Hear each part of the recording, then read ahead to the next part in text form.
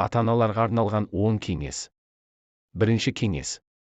Балаңыз сіз сияқты немесе қалағаныңыздай болатынын күтпеңіз.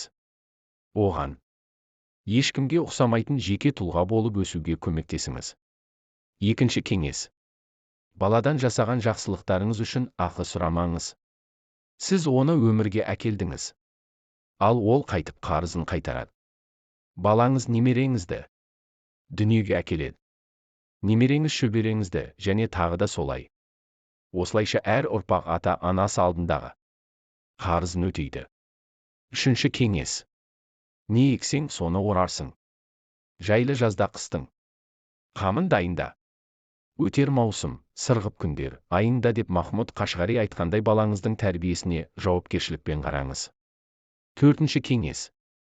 Баланы толғандырған мәселелерді ескерусіз қалдырмаңыз. Оған артылған жүк сіздің жүгіңізден артық болмаса кем емес. Өйткені оның өмірлік тәжірибесі аз. Бесінші кеңес. Баланы еш уақытта кемсітпеңіз.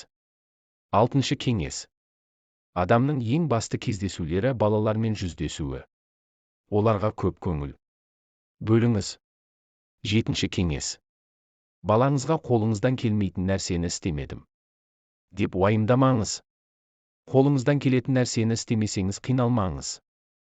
Бала үшін шама жеткеннің барлығы жасалмаса жеткіліксіз. Сегізінші кеңес.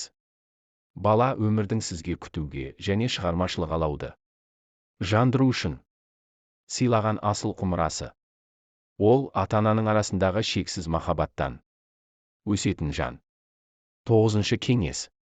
Басқаның баласын сүйе біл. Өзіңе қаламағанды өзгеге жасама. Оныншы кеңес. Балаңыз дарынсыз болса да, талапсыз болса да, тіптен қандай бала болса да жақсы көріңіз. Онымен өткізген әрбір күніңізге қуаныңыз.